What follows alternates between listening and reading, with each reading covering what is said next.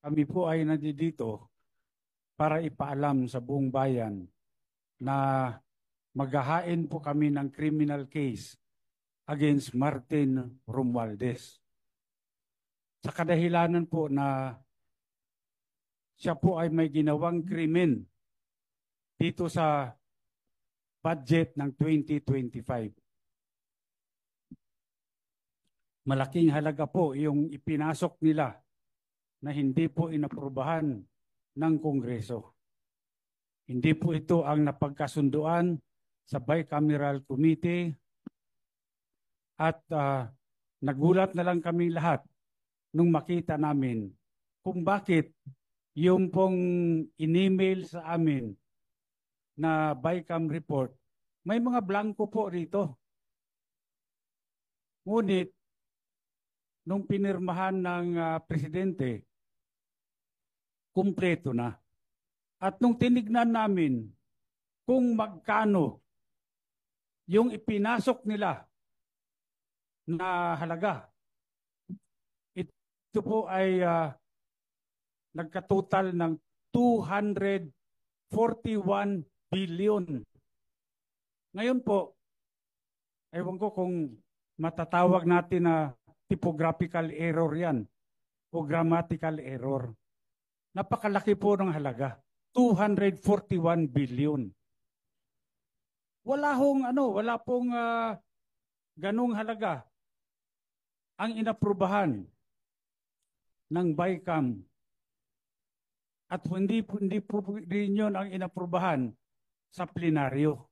Bakit po nagkaroon ng ganung halaga doon sa General Appropriations Act, GAA? Kanya po, ako bilang isang nakaupong congressman, ay kinakailangan ding ipakita ko sa taong bayan na kung merong mali, siguro kailangan din natin panagutin kung sino yung may gawa ng krimen. At dito, dahil po ilang araw na kaming nag-request ng kopya ng enrolled bill, hanggang ngayon po tinatago nila sa amin yan. Hindi po nire-release ang enrolled bill ng House of Representatives. Ako nagpapasalamat sa lahat na kayo po ay nandito ngayon at upang malaman po, tulungan nyo kami para malaman ng sambayanan kung ano pong mga kalukuhan ang ginagawa dyan sa Kongreso. Well, tama po yung sinabi ni former Speaker Bebot Alvarez. No? Kasi maliwanag naman na dapat yung Bicameral Conference Committee report ay i-approve yan ng House at i-approve din yan ng Senate. Maraming blanco doon sa lumabas na mga dokumento.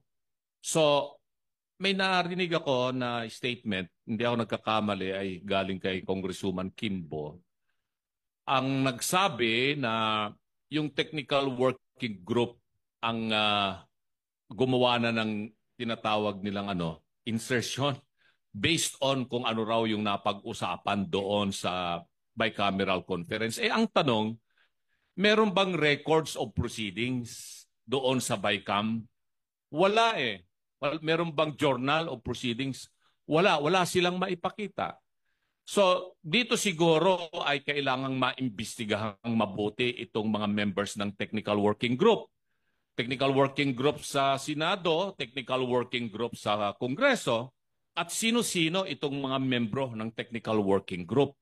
At mag-execute sila ng kanilang affidavit. Kung talaga nga bang meron silang ginawang insertion dito o ano pa man para ma-fill in the blanks yung enrolled bill bago ipinadala sa Malacanang. Yun lamang po yung gusto kong maliwanagan dito. Dahil ay statement nang galing yan sa balita na napakinggan ko at nabasa ko na statement allegedly ni Congresswoman Kimbo na yung technical working group ay pinunuan itong mga blanco na nandito sa mga dokumentong lumabas na mga Bicam report. Na may pirma naman yung mga members ng Bicam Committee sa House at saka sa Senate.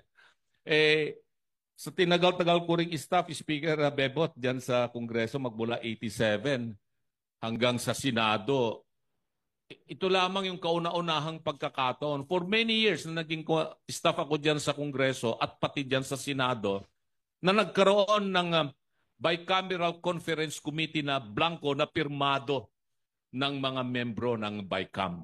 At kung ito rin ay sinabmit nila doon sa plenary session para i-approvean nila, asan nga yung enrolled bill? Sabi nga ni Speaker Bibot, wala pa hanggang ngayon. Sa akin, yun ang aking pinagdududa na bakit nagkaroon ng ganon na mga insertions. Yun lamang po. Former Speaker, ano po yung particular na kaso na isasampa? At sino-sino pa ho ang sasampahan ng kaso bukod kay Speaker Martin Romualdez? At kailan po ito isasampa? Sa aking pagkaalam, no, pwede akong i-correct ng aming mga abogado rito kung meron ako makaligtaan na pangalan. Number 1, siyempre si Martin Romualdez.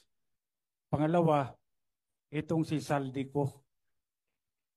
Pangatlo, itong si Majority Leader Manix Talipe ng Zamboanga. Bakit sila? Dahil po, una, wala pong nangyayari sa House of Representatives na hindi po alam ng Speaker of the House of Representatives. Lahat po yan may basbas ng Speaker. Wala pong gagalaw dyan kapag hindi po sinabi ng Speaker.